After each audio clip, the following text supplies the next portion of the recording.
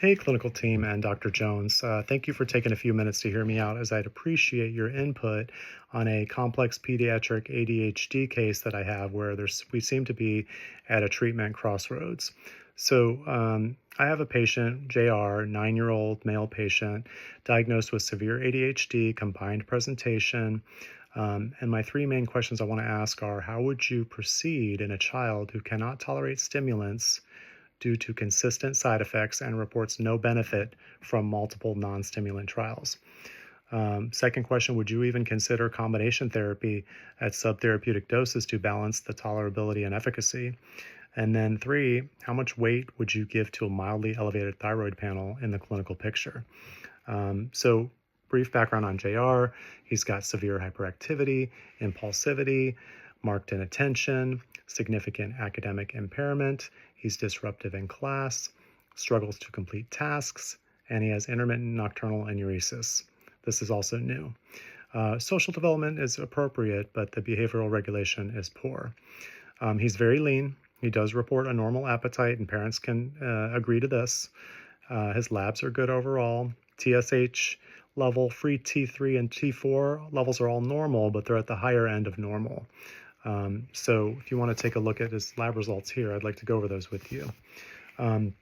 We've trialed multiple stimulants. We've tried Adderall, Vyvanse, Ritalin, Concerta, Focalin, and each trial resulted in physical side effects such as stomach aches, headaches, body aches, diarrhea, even at the lower doses. So because of these reactions, none were sustained long enough to evaluate the full therapeutic benefit.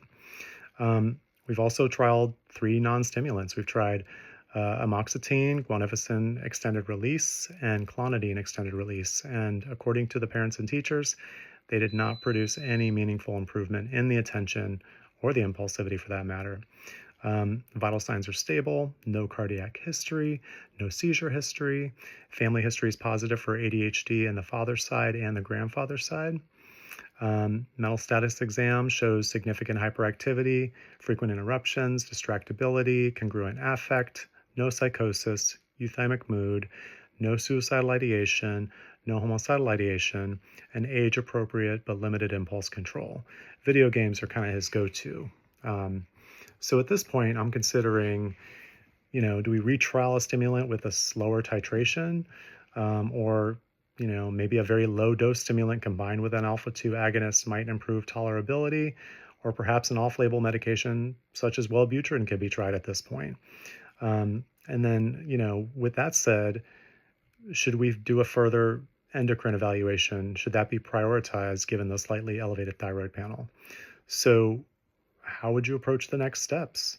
I definitely appreciate your thoughts on sequencing and how aggressive would you be in re-challenging the stimulants versus exploring alternative strategies. Thanks, and let me know your thoughts.